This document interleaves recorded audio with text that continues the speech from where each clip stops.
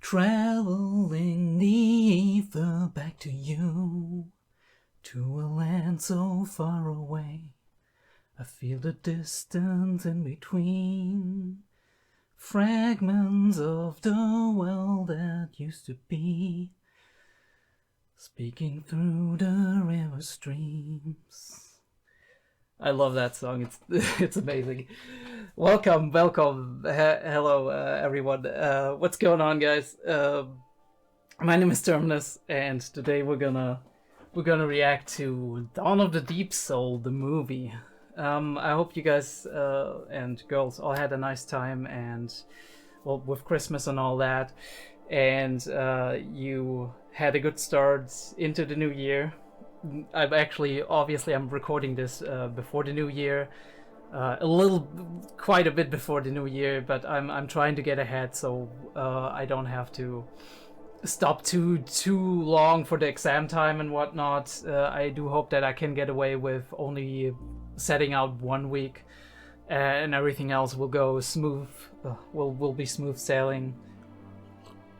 That being said, we're gonna get started right away. I think this is a movie, 1 hour 44 I've seen. I don't know how long exactly. Credits are gonna be obviously as well, so we can already discuss and talk throughout those. Let's kind of just get into it and recap a little bit what happened in the last episode. So let's get the screen on. We did even have, like in the last episode of Made in Abyss, the last episode of the first season, we did have a great recap of everything, the journey we went through, the friends we made, the departures and the goodbyes that we had along the way. And it was a great time, right? I'm absolutely flabbergasted by this series, I gotta say. It took me quite a while to realize how amazing it is, although the first episode already sets these amazing vistas, right? And puts on the incredible OST by Kevin Penkin, but everything that the whole composition of the season and how we went about it and how far we gotten into our journey, but also how much there's still left to explore. We do know but a fraction of the world that used to be, a fraction of the abyss itself, and about a fraction of the faith and the people around it and the society that built around it. It's such a complex structure of millions or thousands, hundreds of thousands of human beings live in an environment that is dedicated to and dedicated around a certain structure, right? An object of worship in this case, but also a mystery and something incredibly terrifying at the same time. So yeah, last time we found out a lot about Nanachi's past and how he or she, I'm still not sure, but I'm going with he for now, how he got recruited into the Abyss. Apparently there's been books outside, now obviously there's been books outside in distant lands, in this case far in the north of whatever planet we're on, where the Abyss actually is. And it talks about the Abyss and the explored parts of it, and obviously this would be a curiosity. Obviously that would be a thing that young children even across the world dream about, maybe being an adventurer one day, and many of them probably will not be that, right? You dream of being an astronaut or an actor or whatever one day, and oftentimes that fizzles out, not just because dreams die, right? They shatter against reality.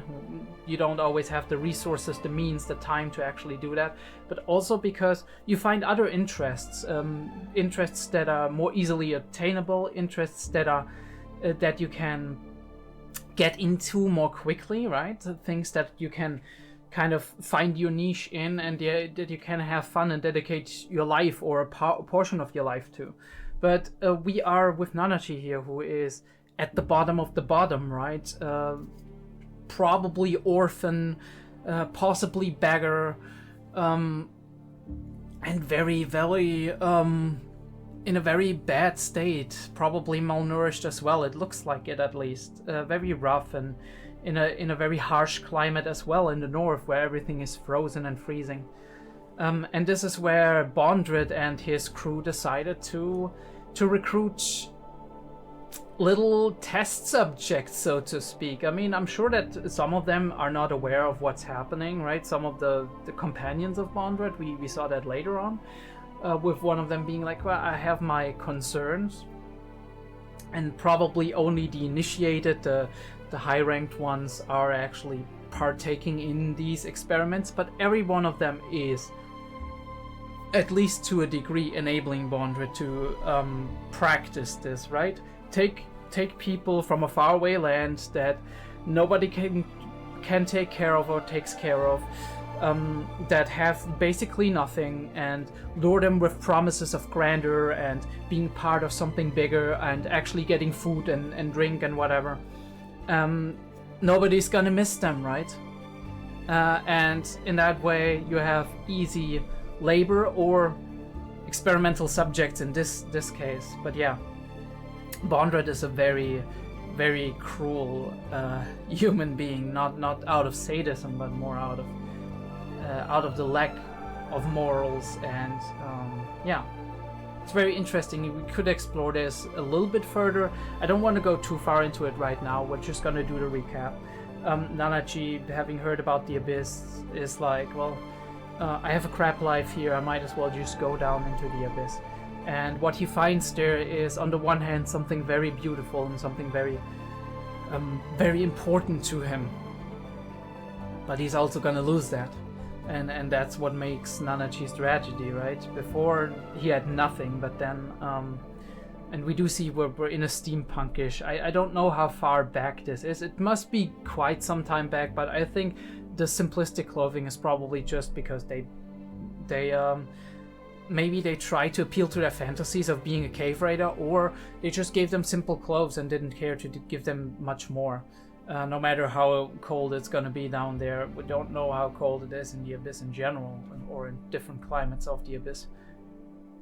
I find these, like, all of these designs are very, very strange. Like the big, bulky, like tanky people who have all of these robot helmets and whatever. It looks almost inhuman, and it does a great job at actually portraying that, right? The aspect that what they're doing is not necessarily human, that it is void of emotion, that it's cold steel, more or less, in an abstract way. But yeah, we step into the machinery, and I do like the orange glow and everything.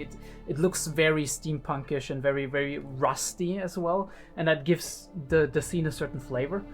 The angles are greatly shot as well from right here from and we do have a scene shot more or less here, but then we go into the Bondrewd, who is looking down on them, right? You're in the perspective of the children, and the same goes for when we look at, I mean, I don't quite get it right now, but when we look at all of these helpers that he has. But as soon as we step into this, we do see that the light fades away, of course. Let me just make this a little bit faster. Yeah, you see, like, the light, right? And it's kind of symbolic, right? Because this is basically everything getting darker, more or less, in terms of tone, and we see the red light immediately, right? Red flags everywhere. We set this up, but at the moment we're still in somewhat of a very amicable atmosphere. We do have a very... We are still in this more friendly atmosphere, because we do have this... Well, actually, it's not necessarily friendly atmosphere. The atmosphere actually works down on us, right? It puts pressure on us and tension into the scene, but we do see this contrast here of the atmosphere of Mitty actually meeting 𝐸𝐷 and making friends with him. And it is really a bright point in 𝐸𝐷's life, because she is like Rico kind of a little bit, right? Bright-eyed, I said that already. she's very dreamy. She has grand plans and dreams and ambitions. She wants to become a future White Whistle, and she hits it off immediately with him, even though as we see throughout the entire episode, Nanachi is very taken aback by physical closeness. Probably a result of how he grew up, but they read a lot about those stories of the abyss and have grand dreams and plans about being part of it. But it doesn't turn out to be the way it is, and then we step from the red light, right? The red lights are flaring up, it's like a warning sign, but we step into the purple, which in many shows and series, especially if they're very focused on creating a certain atmosphere, especially animated shows, purple is a color of corruption almost. I have seen that in various video essays, but also observed it myself, that purple itself is very foreboding. It's often connected to, much like also the kind of light green and whatnot, purple is connected with with death and darkness and necromancy in many cases and whatnot. But here we do have this as the force field, which is interestingly enough going into this glass lens, which supposedly is the Sea of the Undead. I don't know how it works, but the glass lens actually disperses the light, and in this case also disperses the force field, right? Because we do have the effect that the force field is reaching farther out the further we go up, as at least visually it seems that way oftentimes. And yeah, we do have that continuing theme about hand in hand, right? Nanachi and Mitty being hand in hand, which transfers to Riko and Reg, and we do see that later when Nanachi identifies that connection and kind of makes that realization. Probably already when she's starting to save them, when she hears them, like Reg crying for help and thinking Riko is dead and all of that. But yeah, we do learn a little bit something about the faith of the abyss, how we already had that, how people believe that the souls that die are going back to the abyss, and the abyss, like a deity, is transferring the souls to wherever a person wished to be from the depths of their heart, which is obviously a very comforting thought, but also probably not true. Might be, we don't know that, right? We don't have any evidence to the contrary, but Nanachi also makes that distinction because Nanachi is actually pretty smart, while Mitty here, despite being a lot like Riko in attitude, would probably be more akin to Reg in some, not to Reg, I'd say. Like, there's the difference, right? This is the difference where we start to see, like, not everybody is the same. Mitty has that connection to Riko in terms of attitude, but Nanachi actually has that intelligence, that knowledge, right? And maybe it's just because Nanachi had this book for some reason or another and was able to read the book about the abyss very early, and then we do have all of these other books that apparently are provided to the children. We also do see toys. So for all intents and purposes, before the experiments happen, the children are treated very well, which I'm sure that Bondrewd uses that in his own cognition, in his own mind, in some way to justify or fight down that guilt that maybe once upon a time he felt about things like these. But yeah, we see that in the end, only Mitty and Nanachi are left. All the other children are gone and never came back. And obviously, we're gonna sneak out and find out that not everything is happening the way it's supposed to happen. We do have that Black Whistle having doubts, having problems, and obviously Bondrewd has a way to just swipe those away for himself. He says, well, that's fine. that human rights are violated here. I'm not treating them as humans here. Which is a very thin way to do it, right? You gotta be very numb to all of this to actually jump to that conclusion and accept it, or at least use it against everybody who's standing up to you and questioning what you're doing. But at the same time, it tells me that maybe Bondrewd once upon a time had a conscience, and the more he researched the Abyss, the more he tried to get to the bottom of it and realized it's very hard if you don't have actual people who volunteer to do it. The more he went into that moral gray area of, let's take people who are not gonna be missed, who nobody will notice if they're gone, and just use that. And yeah, obviously he needs to die, but I'm wondering how it's gonna happen, how the confrontation is gonna happen, if that's happening in season 2, or if that's gonna be a thing now in the Dawn of the Deep Soul movie that we have ahead of us. But yeah, Nanachi learns the truth, and Bondrewd immediately springs to action, says, good timing, we're just gonna put both of you in there. It didn't work with animals before. That would make sense to a degree, I guess. But I also don't know what his desired effects are, right? What does he want to find out beyond just knowing, okay, what does the curse do to you?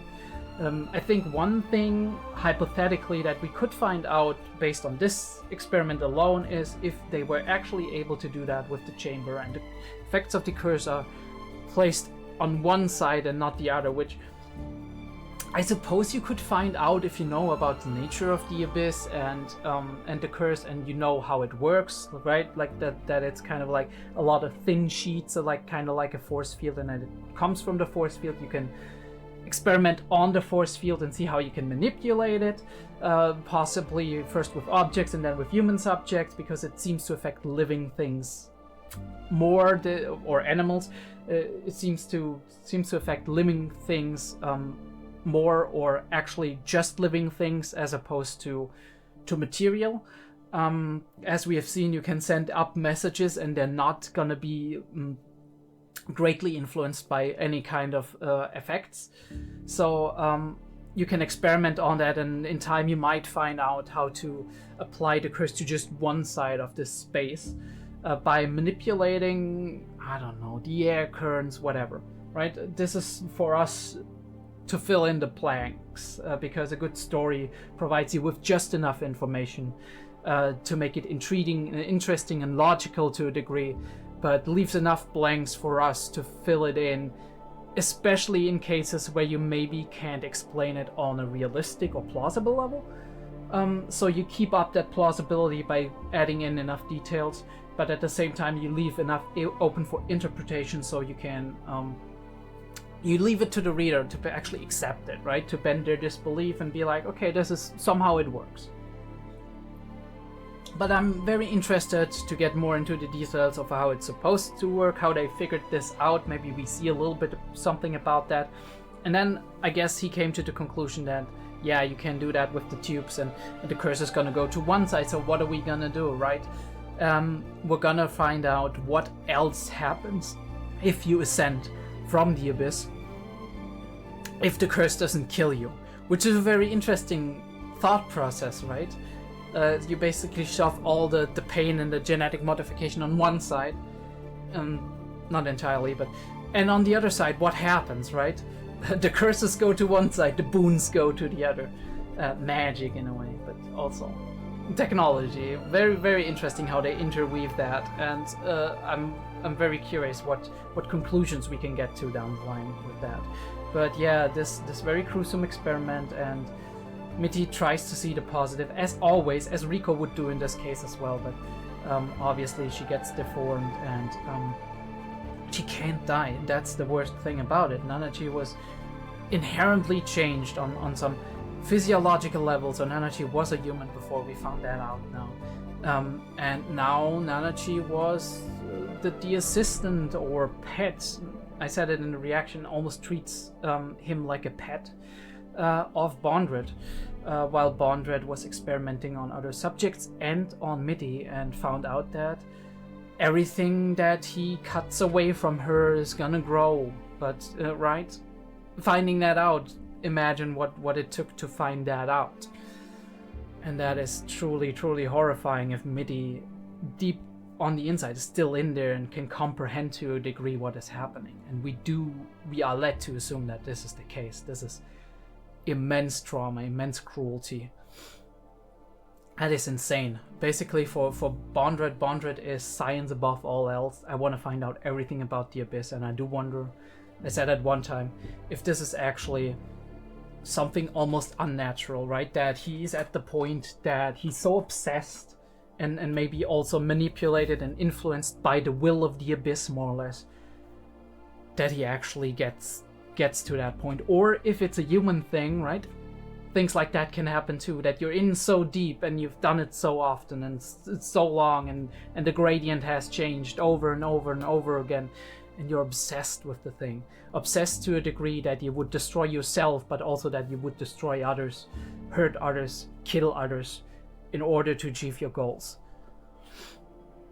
It's a slippery slope if you started, right? And Nanachi at some point just says, okay, you know what, I was a coward. I didn't speak up against Bondrewd all this time. I was helping him with his, whatever, with his experiments after this thing happened, and enough is enough. I'm gonna flee, and that's what they did. But we find out later Bondrewd kind of keeping tabs on them, even if he might have not known where they are. He did at least know that Mitty is alive. And Nanachi did everything he could to experiment on Mitty and try to alleviate that thing, or right, to reverse it, to make her die as well, relieve her pain, but it never worked. And so the last thing she feels or he feels is the last thing he can do is make sure she is freed from this pain and suffering. And yeah, we do have that moment here. Reg spends a long time actually struggling with himself and questioning maybe she's in there after all, and whatever. And we do have that aspect of it as well. To a degree, Nanachi believes that, right? Because he keeps reading to her. Maybe also partially to comfort himself, but also because there's still some part of him in there who believes that she can comprehend some of this. Yeah, it's not enough to stop him from making that decision, and I think it's a hard decision to make, and nobody can probably say if it's a right or a wrong decision in the end. Either way, we do have a lot of interesting talks here back and forth about about how much Mitty actually perceives and how much of her is in there, and right, until it gets to this, basically a send-off, a very heartfelt send-off, and we built the tension. It's insane. Like I'm being reminded of the Evangelion elevator scene. Well, scenes, right? But there's this one elevator scene where you hold that one shot for a very, very uncomfortably long time. It's not quite like this in this case. There's a lot of emotion in there, right? A lot of vibrancy. In Evangelion, it's more like you got only tension and no emotion at all on the characters. Here we do have Reg's emotion, and we do feel it, and we do see it charging up and the moment coming closer and closer. But before that happens, we do have one last outbreak of Nanachi being like, I'm sorry, I'm so sorry. And then she can actually, or he can actually get the resolve to say, okay, let's do it, no matter if this is right or wrong, or if maybe she could have been fixed, but enough is enough, and at some point it's gotta end. And all I can do is hope that in your next life, your soul can move on to a place that is better for you, that gives you comfort and healing, and maybe one day we meet again, and something along those lines, right? But yeah, and with that we end it. We also do see, interestingly enough, that Reg can control the explosion a little bit better now. I don't know if it's because he trained, or if it's because he remembered more, right? Last time we did have that remembrance, or if there's another reason for that, but we did see that. I wanted to note and then, right, all the emotions that Nanachi has been holding in until now break loose, obviously, because at this point the thing is done, it can't be reversed, and the reality hits. And all that tension of holding it back and trying to control yourself, because otherwise you couldn't pull through with it, right? You couldn't stand by otherwise. And now it's just flooding out because there's nothing to hold it back anymore. Yeah, there's also the reason of like, if he started crying before that and was so emotional, whatever, but he might have come towards him and done something to comfort him, and then it might have persuaded him to still not do it otherwise, right? And you gotta, in this mindset that Nanachi is in, I think he knew that he had to cut it off to keep that resolve and to strengthen that resolve and just push through until it's done. And now we do have that moment of comfort, that moment of connection, because Rag is very empathetic and he feels very much for other people, even if he just met them. So yeah, I do wonder who created Rag in this specific case, because Rag is very emotional, he's very human on many levels. Now obviously that can be programming and cognition, right? If you believe yourself to be something, it's very... And you can't move mountains, but you can at least... cognition changes a lot, but that is applying to human physiology, of course. Now, assuming Rag is built, at least in the image of human physiology, that would make sense, right? But why build a robot with emotions? That is also another question. Who built it? Why? Right? And how did the two of them meet, Liza and Reg? We do have another memory. And there's this like smell of the cooking going over into Riko actually being awake. We do part on that very sad, very melancholic note of just emotional emotional dread and release of sadness, and we do go over into this very hopeful, for Reg at least, very hopeful and very reassuring image of Riko actually being up again, and yeah, them consciously reuniting, and Riko already met friends with Nanachi. And I'm very interested because very interested why Nanachi is so embarrassed around Reg, but not around Riko. Like I said, I could have read that wrong, and Nanachi actually was a girl, was into Mitty. But then it would kind of not make sense why he would be okay with Riko just clinging to him, and not with Reg. But I guess there's a connection to Reg.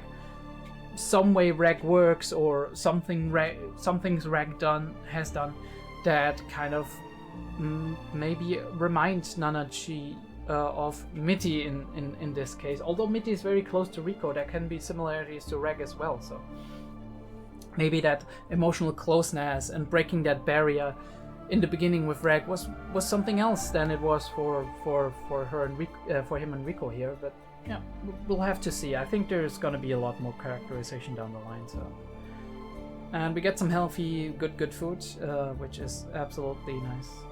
Riko tells us a little bit about her out-of-body experience and how, in a way, Nanachi actually saved her. And we do have that little hint that Riko might be very connected to the mind, to the collective conscious, to the entity that is the abyss.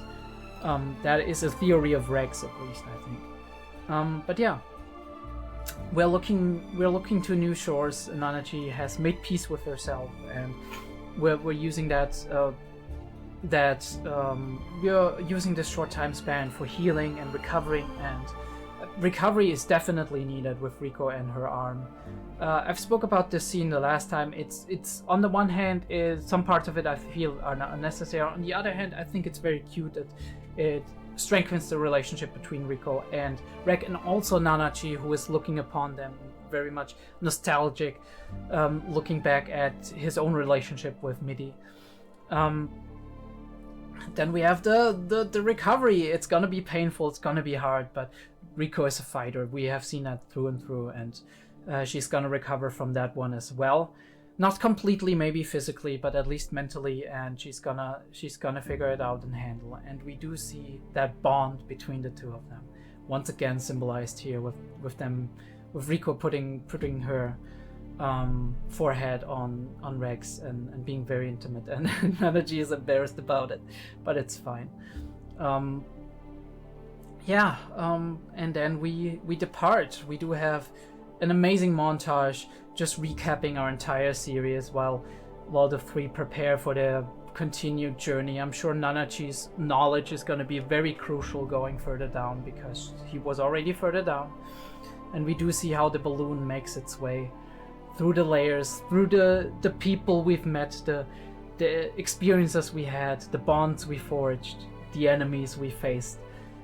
It's a beautiful recap for the first season, so yeah. And we end on those amazing, not rose petals, but like rose petals, right? Petals of eternal fortunes. And this amazing shot of the abyss. Yeah, we do have a little bit of a tease with Bondrewd realizing that Mitty died and wondering where Nanachi is, and if he can maybe see her again, but I'm sure not for any nostalgic or heartfelt reasons, but more for nefarious and experimental reasons. And I do wonder if this is going to be the dawn of the Deep Soul. We have a few connections here, right? We do have a few connections between Bondrewd, the Sovereign of the Dawn, and the dawn of the Deep Soul. I wonder what the dawn in this case specifically means. Bondrewd the novel could mean he's looking for novel things, right? He's trying to find out new secrets about the abyss, right? Breach that barrier of the new, of the never seen before, right? Find out new things. He's a scientist, a mad scientist. But also Sovereign of the Dawn. I don't know if these titles are given to them, or if they actually give, or if a White Whistle can actually give a title to themselves, because if he chose the title himself, I wonder if he's somehow connected to the Abyss Faith. We had little hints here and there about the Abyss Faith, especially in that little recap where we had Bondrewd's story with Nanachi's story with Bondrewd.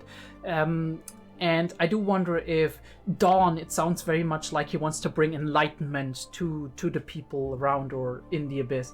Like he is a fanatic, right? Almost a religious fanatic, praying to the Abyss, or finding the Abyss to be an entity, right? Acknowledging it as an entity that is bigger than himself, and doing everything he can to find out more about it.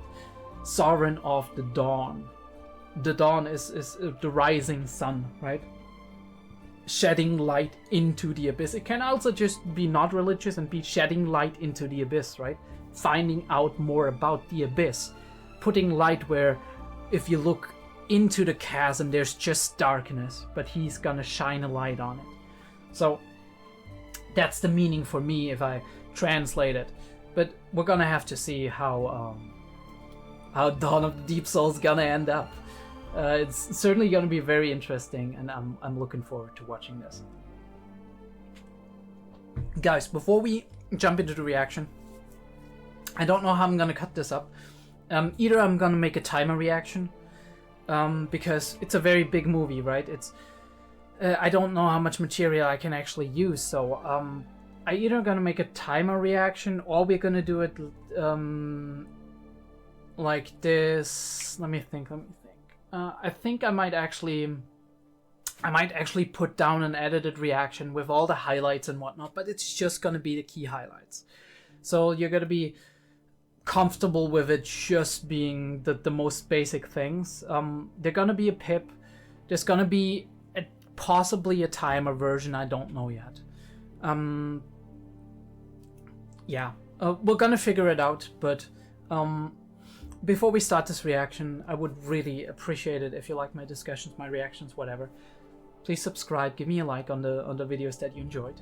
I do also have a Discord, which I'm not plugging all that often, but there's not a lot of people in this Discord right now. It's like 5 or 6 people that, some of them I know from other servers, other actually joined. And I would really like for you to join the Discord and just talk to us about all kinds of things anime, be that Made in Abyss and 𝐏𝐢𝐏𝐿, or be that anything else. It's also a lot easier if you have a lot of people on the Discord to just shoot a question in there, be like, hey guys, I'm gonna do a movie reaction, or I'm gonna do a new series reaction. What are your suggestions or picks? And we can take that and then put it into a poll that people on Patreon and YouTube are gonna vote for. Would be really cool. Other than that, there's 2 versions of this reaction probably. There's the timer or edited reaction, depending on what I decide, what I end up doing with this. And there's the picture-in-picture in the description down below. Yeah, check out my Patreon. There's a $1 tier, $3 tier, $5 tier, and $10 tier. $10 is just for somebody who wants to be a big sponsor. They're going to be mentioned in the credits, and it's just for one person at the moment, because I do have the option to suggest a series that I'm going to be watching the first and second episode of, and just going to see if this is something for me to react to, something fun and something feasible to do as well, right, in terms of time and scheduling and whatever. But this is tier once a month. Somebody can subscribe to that tier and suggest something. The $5 is mainly for polls and being mentioned as well. We do have then an after credits where you're gonna get your names listed and whatnot, unless you write to me and are like, okay, I wanna give you that support, but I don't want to be mentioned. In that case, obviously, I don't need to mention you. Yeah, and then we have the $3 early access. $5 one of these days. It might be 2 weeks early access, but not at the moment. At the moment, it's $3 for 1 week early access for Made in Abyss, and 2 to 3 days for 𝐏𝐢𝐏𝐿 most of the time.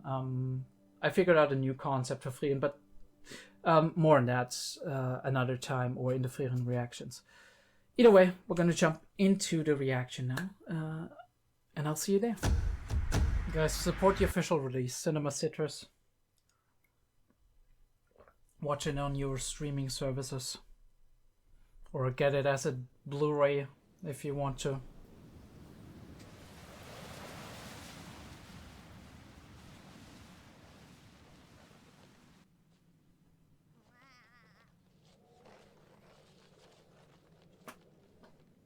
Looks pretty windy. And the shots are absolutely beautiful.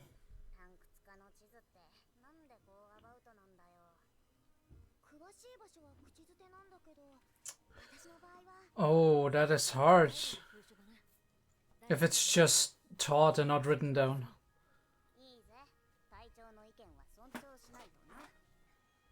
Oh no, is that a flower field? Wow. Oh, that is beautiful. Wow. I wonder if you build up a resistance after a while. Yeah, his memories. Okay.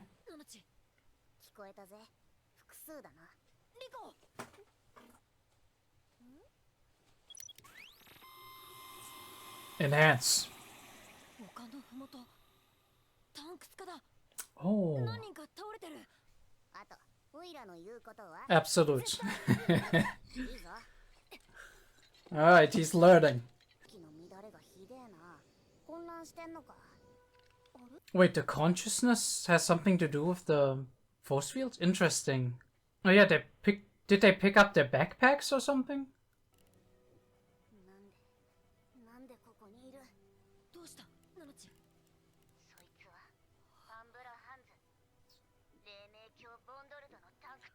Umbra hands, okay.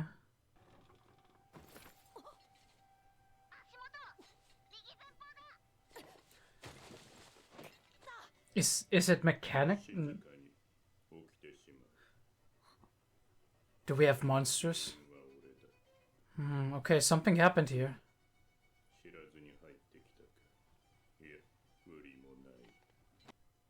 But you still need to die?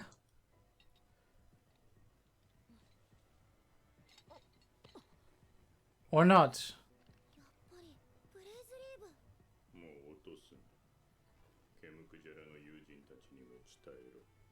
Yeah, he saw it because he zoomed in. Or maybe he has the knowledge. That's possible too.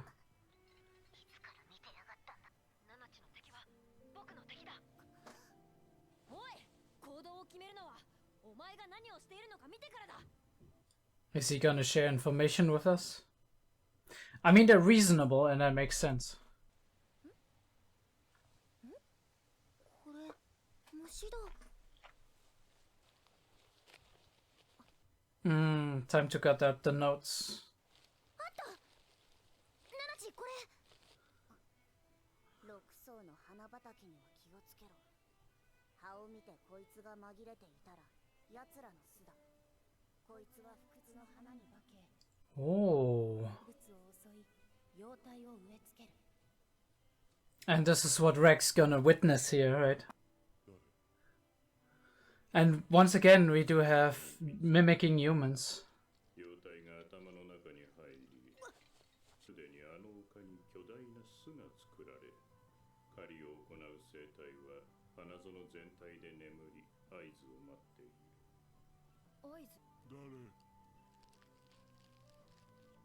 おい、今口に。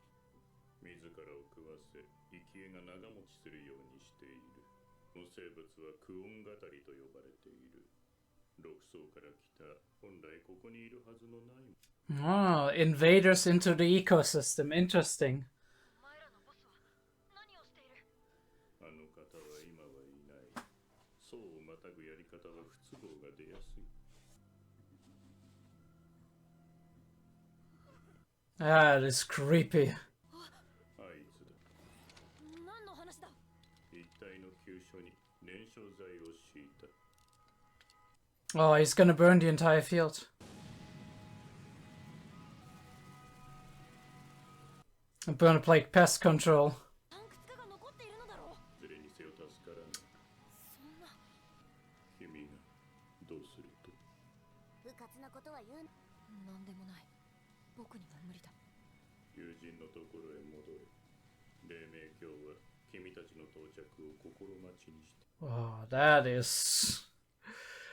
is foreboding. 人としてどうするべきだとか。僕はそういうのじゃなくていい。 Yeah, you can't look at that right now. 見失うな。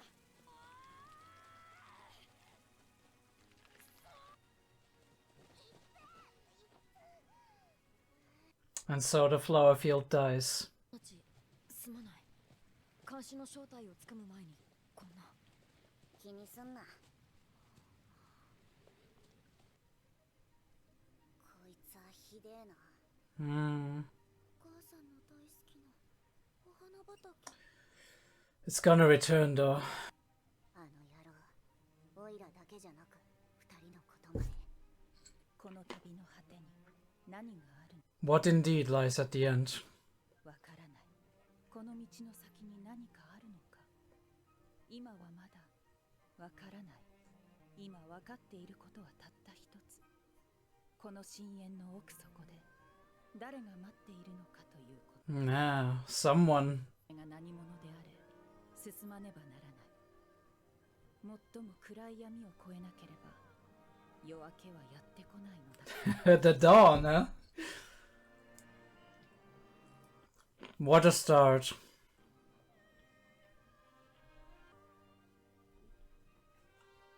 I wonder who is if Kevin Penkin actually made the design for this one as well, like the music design, but because it sounds slightly different. But this could also be just the new theme, right? Because it very much looks like we're going into Sovereign of the Dawn territory. And we're zooming into that Sea of the Undead. It's very cold, apparently. And we have a vista again. Interesting how it's all just platforms. 奴らが井戸フロントと呼んでいる場所だ。 Edo Front. 人が人のまま戻れる最終地点。その中に白笛がラストダイブに使う6層唯一の侵入口がある。遭遇は避けられないぜ。 Yeah. 殺しといてくれ。まあ大丈夫だって言ってんだろ。なんだ。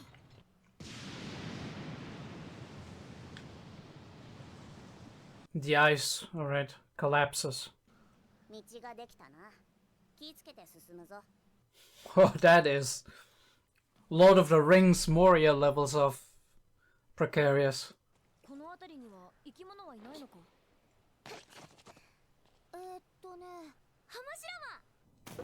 I'm not sure. What the hell is that? It looks like a squiddy fish.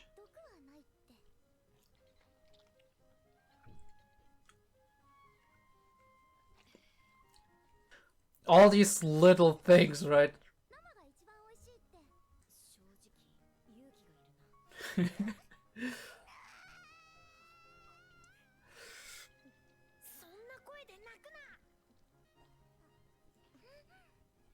Oh, it's delicious.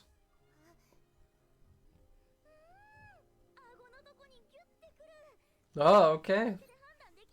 Color me impressed. Don't judge a book by its cover, I guess. Nanaji, did you get a haircut or am I stupid?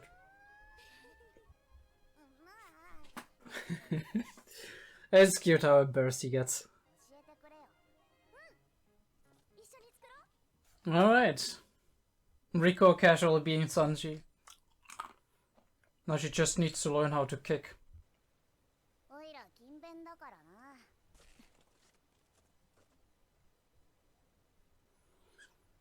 Must be cold. I mean, Reg doesn't feel the cold, I guess.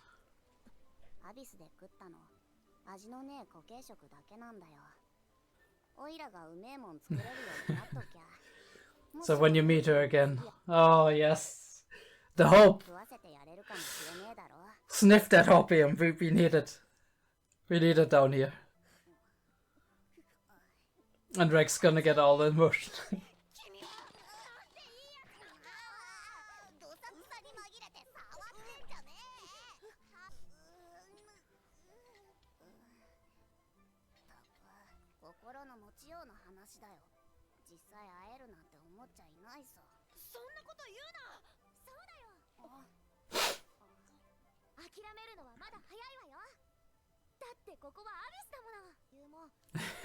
Rico.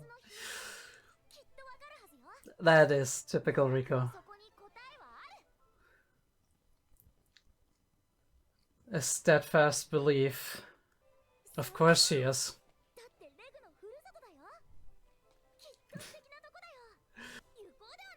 Her ideas again. Right? Delusions. But also, maybe true.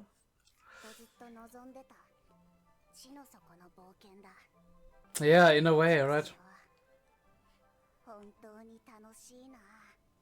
Yeah, and you wish you could do it with Meaty, right? And that is the Ido front. Alright, so the city-like scape, that's actually the Ido front. And it seems to be the origin of the force field, maybe? She gotta feel uneasy.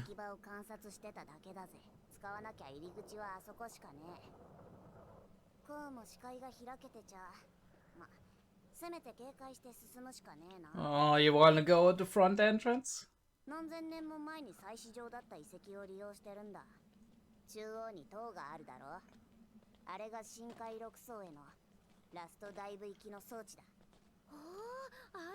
Okay, interesting. Oh, that is an interesting idea, right? You live in the abyss, but you also know there's a lot more down there.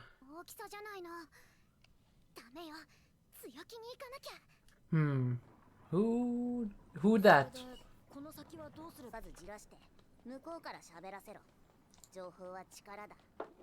Oh, Nanachi being really smart about this. I mean, she has to be, right? Even if Bondrewd is not around. This is the enemy's territory. And we do meet another kid. Apparently. Bondrewd had a kid? Oh no.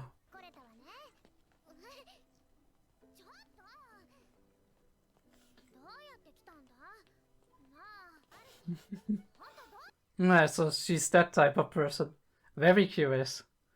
嘘って言ったの怒ってるのか？なあ、黙るなよ。なあ、私の帽子触ってみる？なんなんだ、このゆるさは。Yeah, I wonder too, right? She's maybe too used to people being nice to her and telling her everything. 私プルシカ。 Brushka. レグだ。私はリコ。来るの。まあ。 Does she tell her real name? Or he? Oh, now we... is it Bondrewd or is it not? Yes, it is. How is this gonna work out?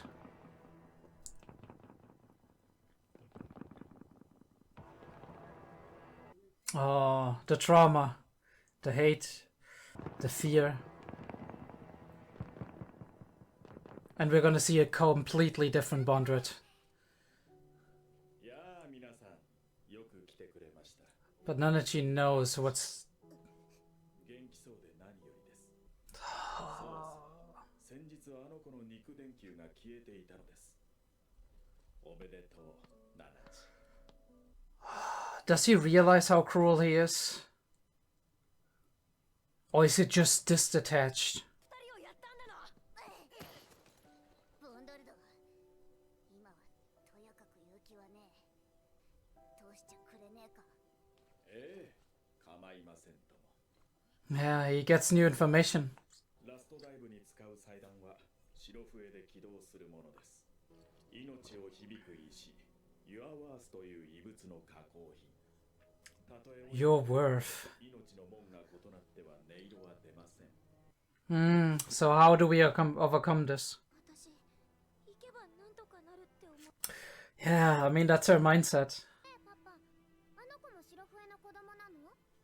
そうですよ、プルシカ。仲良くできますか？よしよし、本当にいい子ですね。部屋を用意しておきまして見てはいかがでしょう。 Oh, everything that comes out of his mouth. It's gonna be very hard to believe. 私がお掃除したのよ。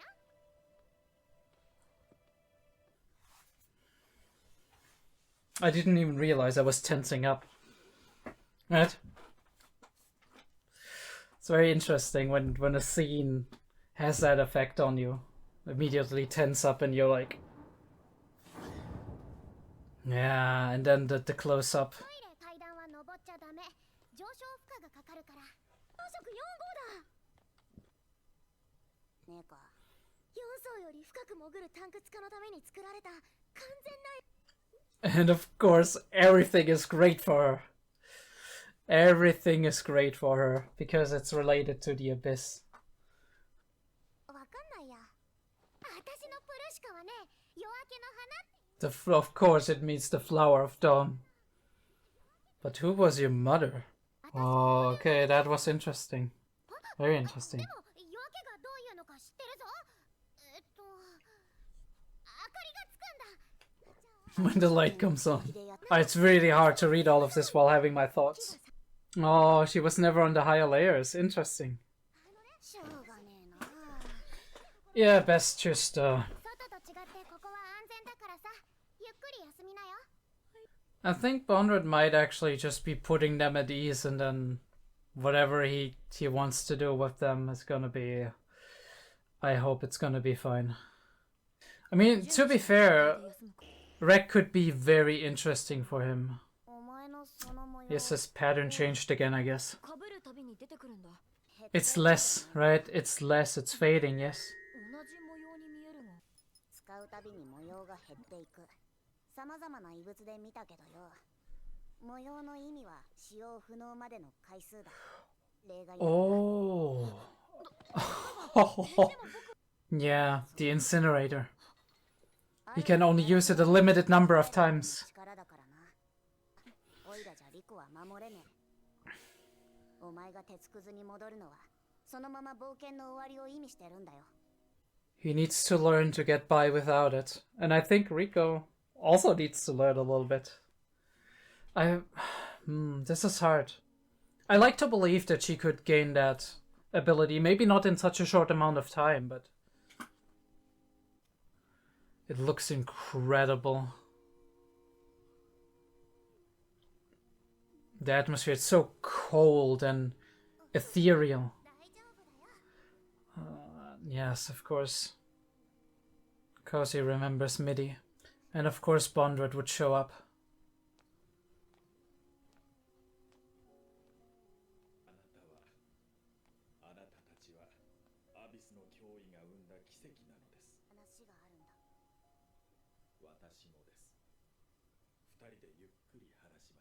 I wonder what he has to say. I was gonna say Reg would actually possibly be very good for Bond. First of all, where is Reg? Bondrewd is very excited about Relics of the Abyss, and Reg is technically a relic, so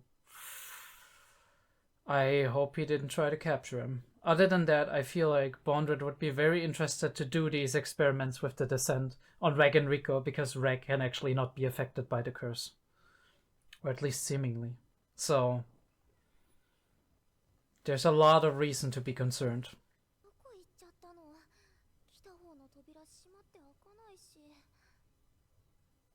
Oh, is she gonna go up there? So how much is the strain gonna hit her? She's gonna do it.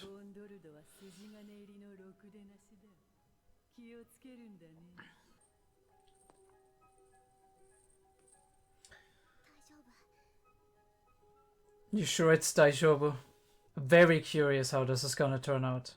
Oh yeah, she feels it. Oh, why is she breathing then? Oh, is she starting to bleed? Oh no. Oh, one of her teeth? Oh, she's feeling it. She's actually visualizing it, maybe even.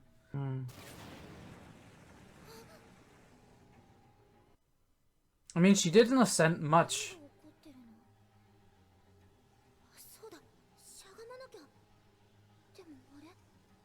Her entire senses, they're all being...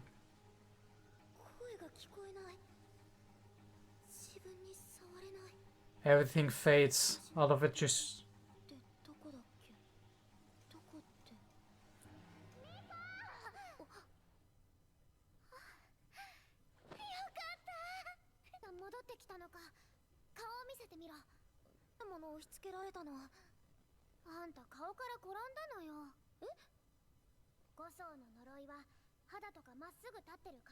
Ooh, okay, okay. Your senses.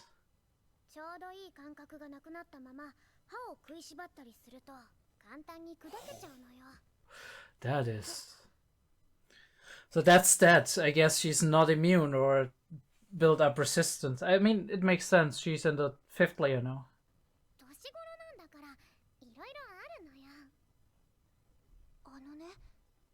I'm gonna just skip over this comment, okay? I don't want to go into that, but alright. So she seems a little bit older than them. They're like 12, 13, she's like 14, 15 probably.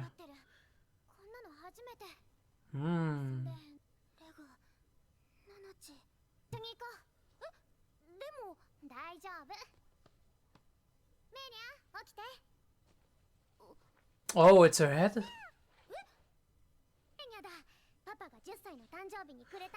Oh, is that a kid? I'm always very, very suspicious.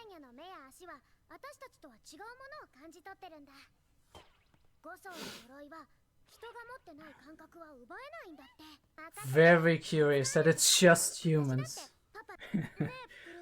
She's a little troublemaker, I like it. Of course he is.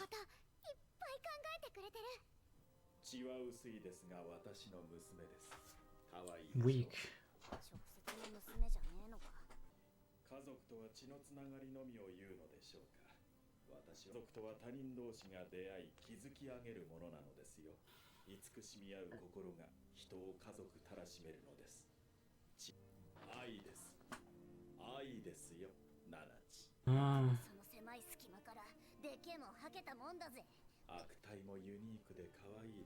Oh, he is.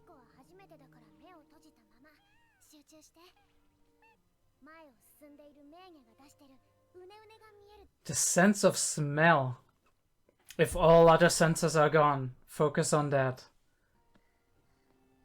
And this is how you ascend, I guess. ゆっくり進むんだ。研究もいよいよ大詰めです。 What are you trying to find out? また私のところに来てください。 She found a family.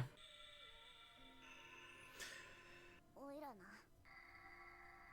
いいぜ。おいら、お前のとこで働くよ。 Maybe he doesn't want them to be hurt. 手出さねえでくれねえか。そんで、あいつらが6層に行くのよ。おっと、それは申し訳ないことをしました。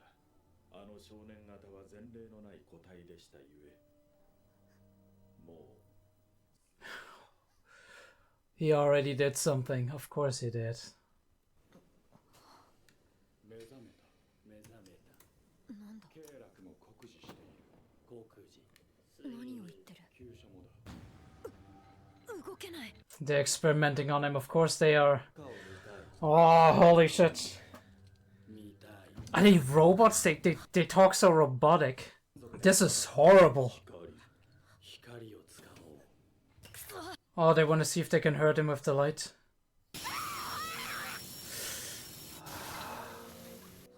取れた。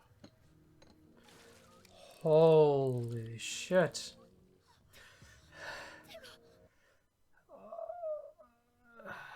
Oh, this is horrible. 誘導体も十分量だ。次は腹が痛い。 Oh no. They almost seem even more inhuman than Bondrewd.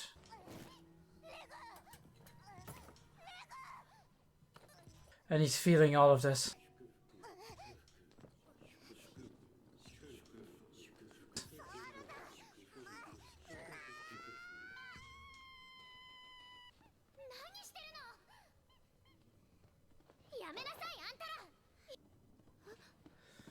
And this is the first time Reg is in trouble.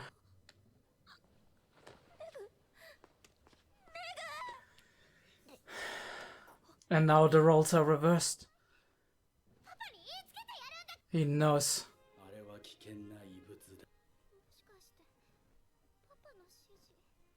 Her world is shattering. さあ、こちらへ。こちらへ。さあ、こちらへ。さあ。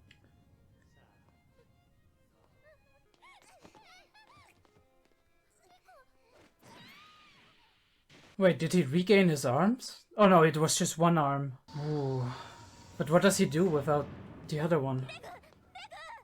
リコ、一度外に退避するぞ。中に必ず取り戻す。 But how? And they're gonna find him very quickly, right? She's sheltered. 今日は様子おかしかったけど、パパは私のこと分かってくれる。It's weird because when Bondrewd said it, he didn't stop Nanachi or anything. He was like, oh, I might have done something terrible. It's like he doesn't understand at all, right? Despite talking about love and bonds and whatever, he doesn't understand the boundaries of. And I do reckon for Brushka here, it's the first time she really met people her age. What an experience this must be, right? At the same time, then finding out something like this about your father. Hmm.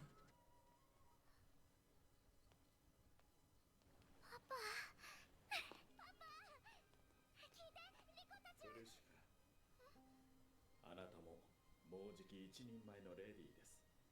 どうかあなた自身の目と耳で確かめてください。外にいる間、あなたを守ります。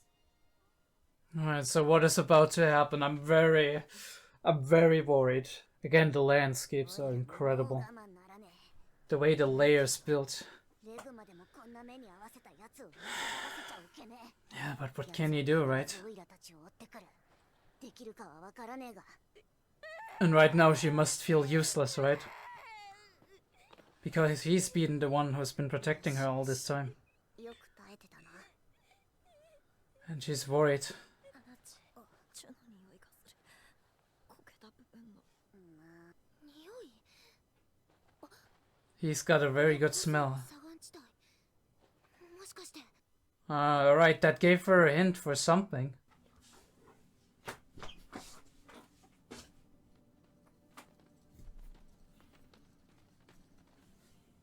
And there they are again. You think he... Very important though. 私たちと一緒に帰りましょう。メイラは返さね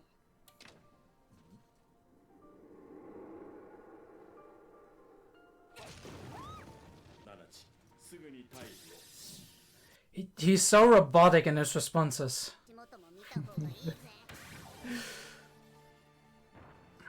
5層、亡きの海の砂岩地帯。 Again, Rico's amazing knowledge.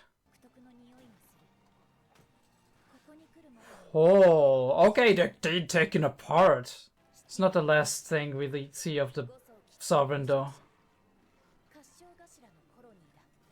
The stinger heads. The one with the many tails.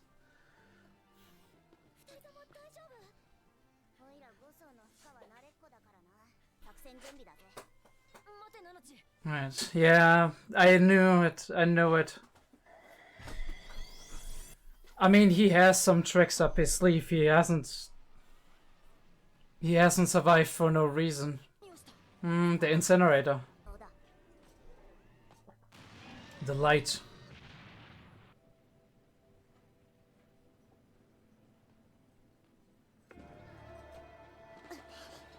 The question is, he doesn't seem to feel any hatred.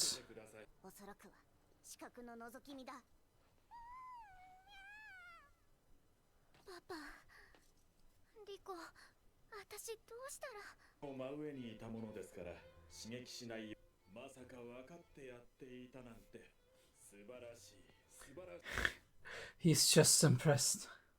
His responses are so weird, so interesting.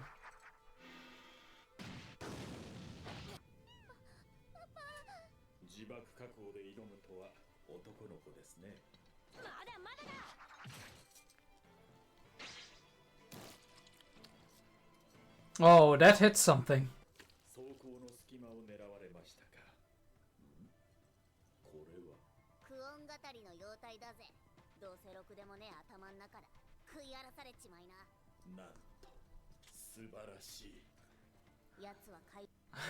Oh, 5 ad strategies here.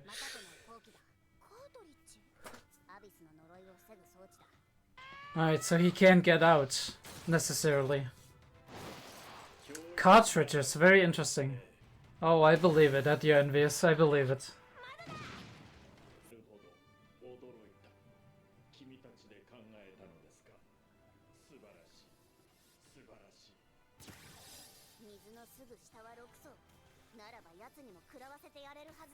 Ooh, oh, I like that, turning it back on him. So how will he turn out?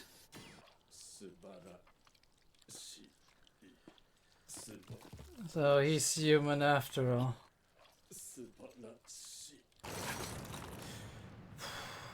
But how will the daughter feel about this? Because, I mean, look at it.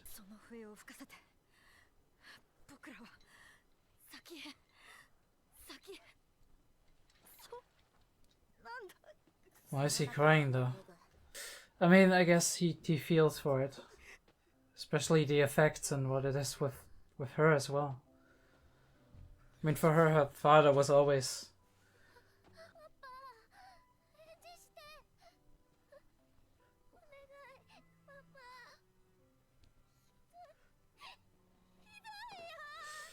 Yeah. I understand it was her only choice, but... I also wondered why the...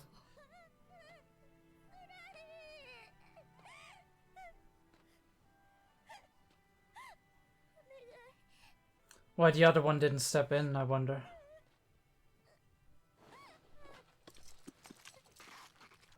Alright.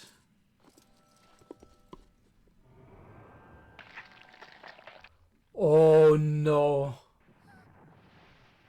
No! He's a construct, right? パパですよ、プルシカ。 He's a construct. That's why he doesn't care what happens to his body. All the others are replacements. どこにも行ったりなんかしません。あなたの愛があれば私は不滅です。ふざけるな。何なんだお前は。そういえばまだ名乗っていませんでしたね。私はボンドルド。黎明教と人は呼びます。君たちは本当に素晴らしい。プルシカを完成へ導いてくれました。試練は愛をより深くします。 Oh, he has an obsession with love. けなげで可愛らしい。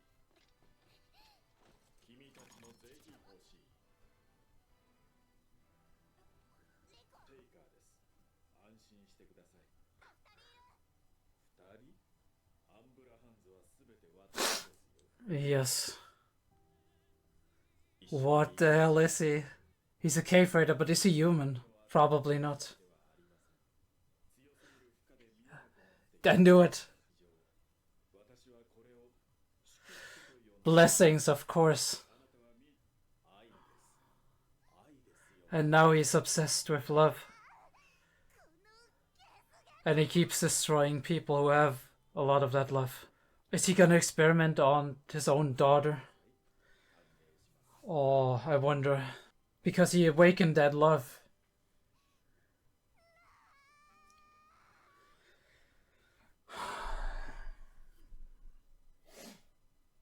I want answers, but he still needs to die. 赤をつけたものはすべて破棄してください。破棄、破棄。 Oh yes, he is going to. Holy fuck.